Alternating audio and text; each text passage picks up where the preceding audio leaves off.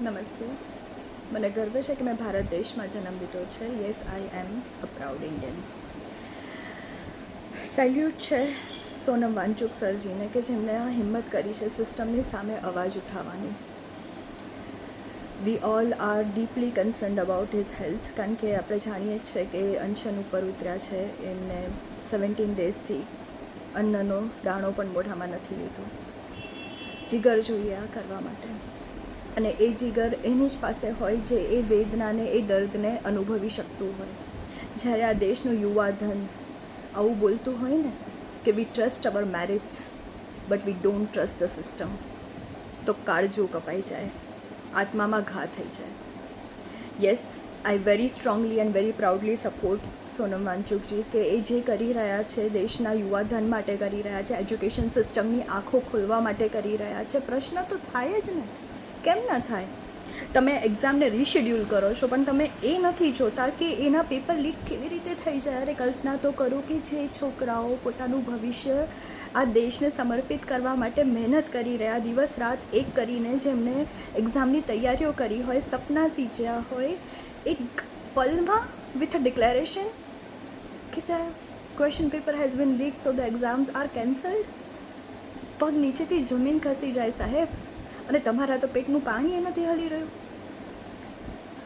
સોનમ વાંચુકજીએ જે યોગદાન કર્યું છે આપણા દેશ પ્રત્યે એની તો સરાહનીય તો બહુ નાનો શબ્દ થઈ જશે, પણ બિંગ અ સિવિલાઇઝડ એન્જિનિયર અને એજ્યુકેશન ફિલ્ડને સમર્પિત જીવન જીવવાવાળી વ્યક્તિએ જ્યારે 17 દિવસથી અન્નનો ત્યાગ કરવો પડે, એ પણ એટલા માટે કે સરકારમાં બેઠેલાની આંખો ખુલે. શું માંગણી કરી છે અને ક્યાં ખોટી કરી છે? એજ્યુકેશન મિનિસ્ટરે તો નૈતિકતાના ધોરણે રાજીનામું આપી દેવું જોઈએ. જ્યારે નીટના ક્વેશ્ચન પેપર્સ લીક થયા હતા ત્યારે નો ડાઉટ કે પિટિશન્સ થયા હતા, અને પિટિશન્સને ઓન વોટ બેઝિસ નથી ગણવામાં આવ્યા, એ આવ્યા તો છે જ રીઝન્સ, પણ કદાચ ગળે ઉતરતા નથી, એટલે એમાં પડવું બી નથી.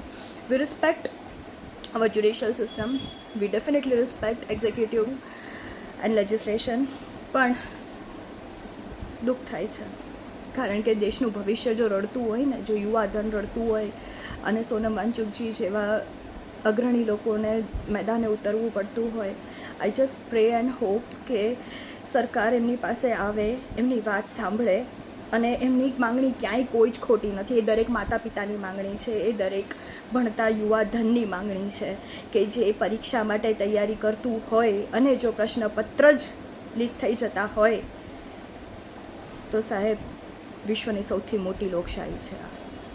નિયંત્રણ એ તમારા હાથમાં હોવું જોઈએ, નહીં કે દિલાસા ફરી એક્ઝામ લઈ લઈશું. બોલવું બહુ સહેલું છે, પણ જે તૈયારી કરતું હોય ને એની પર શું વીતતી હોય એ જ જાણતું હોય.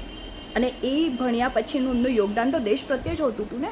મેં સરકાર તો કહે છે જ અને માને જ છે કે યુવાધનને પ્રોત્સાહન આપીએ, યુવાધનને આગળ વધારીએ, એમને કહીએ કે તમે બીજા દેશમાં જઈને તમારું યોગદાન ન આપશો, આપણા દેશને આપો. તો આપવા માંગે છે યુવાધન, પણ તમે સપોર્ટ જ ક્યાં કરો છો?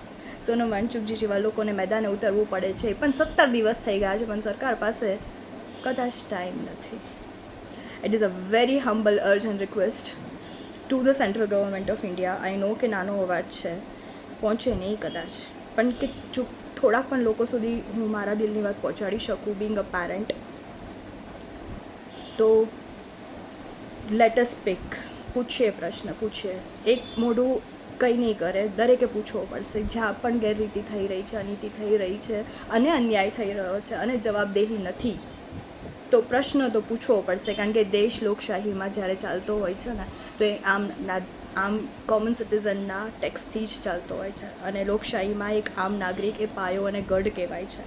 પણ હવેની વાસ્તવિકતા બહુ જ બદલાઈ ગઈ છે. હવે આપણા દેશનો પાયો અને ગઢ છે ને એ એક્ઝિક્યુટિવ, લેજિસ્લેચર અને જ્યુડિશરી બની ગયા છે, જે બહુ નવાઈની વાત છે.